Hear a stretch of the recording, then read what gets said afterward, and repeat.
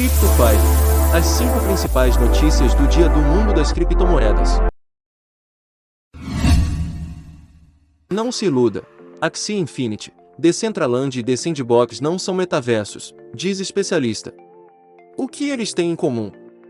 São aleatórios, têm começo e fim, e uma atuação limitada do usuário.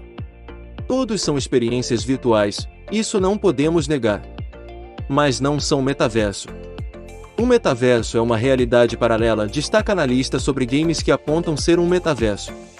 O termo metaverso ganhou imensa popularidade em todo o mundo após o Facebook anunciar que mudaria o nome de todo o seu conglomerado de empresas para Meta, com planos de voltar todos os serviços da companhia para o metaverso. No entanto, embora o Facebook tenha sido responsável por popularizar o termo, desde 1999, Philip Rosedale, criador do Second Life, busca criar uma nova vida no ambiente digital. Já para os investidores de criptomoedas, plataformas como Decentraland e The Sandbox, metaversos habilitados por NFT, também já eram conhecidos antes do anúncio da Meta. Contudo, para Guilherme Stella, fundador da Track FY, empresa especializada em soluções de mapeamento digital, ainda temos pouca noção do que é o metaverso. Ele aponta que já existem vários conceitos formados sobre o tema e, para complicar, também existem milhares de definições e descrições muito distintas umas das outras.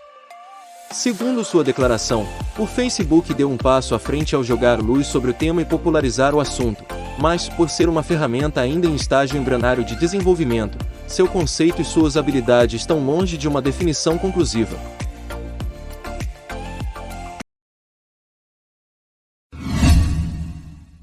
Hackers atacam Discord do Bored Ape Yacht Club e roubam NFTs.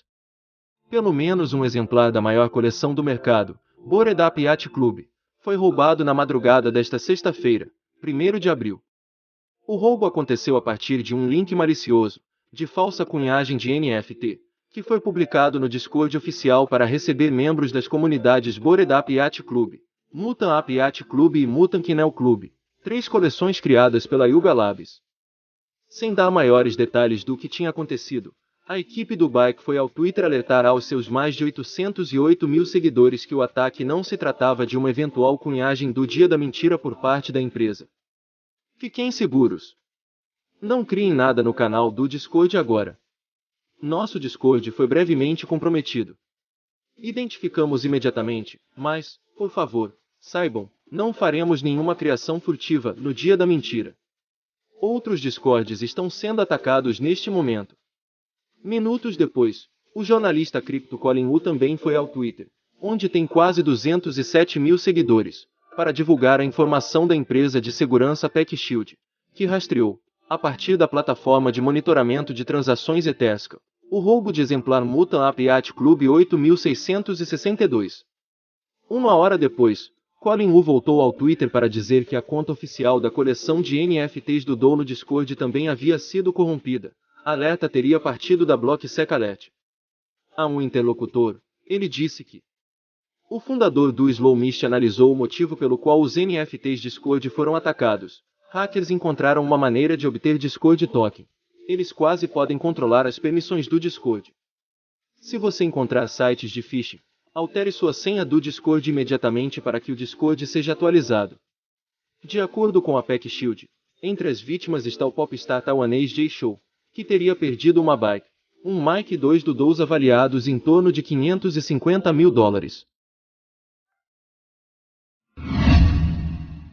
Bitcoin adormecido por mais de 7 anos é movido logo antes do preço cair 5%.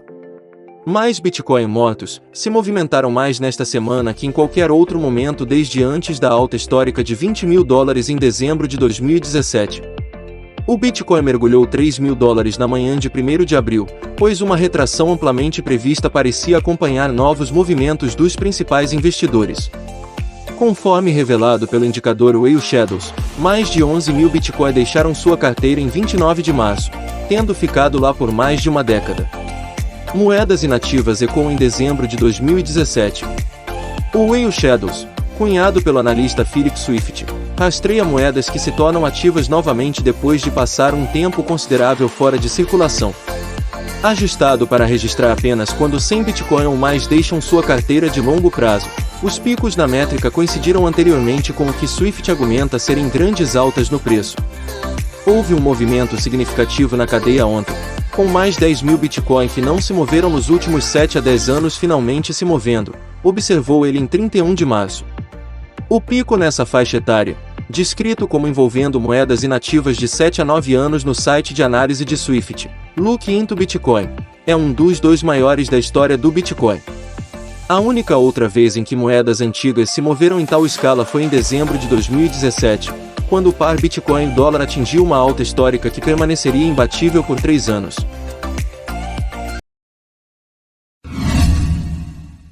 Documentário da Netflix sobre a polêmica morte do dono da quadriga CX. O novo documentário da Netflix intitulado Trust No One, The Hunt for the Crypto King, Não Confie em Ninguém, A Caça ao Rei da Criptomoeda, foi lançado na quarta-feira em meio a muita polêmica. O documentário é baseado na misteriosa morte do fundador da extinta exchange quadriga CX. Fundador da exchange de criptomoedas supostamente morreu em uma viagem à Índia. Junto com ele tirou o paradeiro das chaves das carteiras de criptomoedas contendo cerca de 250 milhões de dólares em criptomoedas. Investigações não oficiais e inúmeras teorias da conspiração seguiram o misterioso desaparecimento, morte do fundador da quadriga CX. O documentário investigativo da Netflix visa esclarecer alguns mistérios em torno do caso de criptografia de alto perfil que intriga muitos até hoje. O documentário do vigarista de criptomoedas se inspira em thriller investigativo. Um usuário do Twitter escreveu: "Assisti na academia hoje à noite. Só vi metade, mas já é insano. É muito estranho fingir a morte como uma doença. Você não precisa ser um médico para saber que a doença de Crohn raramente leva à morte." Outro expressou uma opinião semelhante e disse: "Que história louca. Abra aquela sepultura."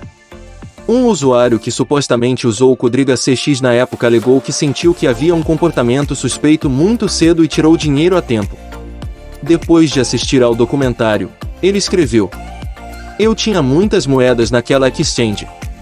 Mas um dia eu senti algo estranho com a forma como os negócios estavam sendo tratados. Depois de configurar os sistemas Bloomberg para Ainco, tive uma boa ideia de como essas exchanges deveriam funcionar. Ali mesmo, tirei todas as moedas." Embora o documentário seja bastante envolvente e realmente não exija que ninguém tenha nenhum conhecimento sobre as criptomoedas para entendê-lo, muitos na comunidade que acompanharam de perto a história ou foram afetados pelo fracasso da exchange acharam bastante gratificante. Michael Toth, fundador e CEO da CoinCard, disse que muitos de seus amigos fizeram uma participação especial no documentário, incluindo ele mesmo. "É tão estranho ver um monte de amigos meus em um documentário, mas todos eles foram ótimos. Engraçado, eu também participei deste documentário." As teorias da conspiração sobre o fundador fingir sua morte para se safar com milhões de dólares em criptomoedas dos clientes seguem em debate entre a maioria dos espectadores.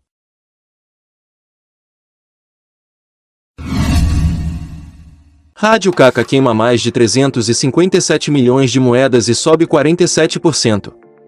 A equipe de desenvolvimento da Rádio Kaka, responsável pelo metaverso USM e pelos NFTs de Mai Musk, a mãe de Elon Musk, anunciou a queima de mais de 357 milhões de moedas. A ação impulsionou uma alta de mais de 47% no criptoativo. Antes do evento de queima, a Rádio Kaka vinha sendo negociado em torno de 0,0013 dólares e, minutos após o anúncio, subiu mais de 47% e passou a ser negociado acima de 0,0026 dólares. Além da queima de circulação, a equipe de desenvolvimento da criptomoeda anunciou recentes parcerias com universidades, com o astro do rap French Montana e o lançamento de um marketplace próprio de NFTs OpenPFP.com.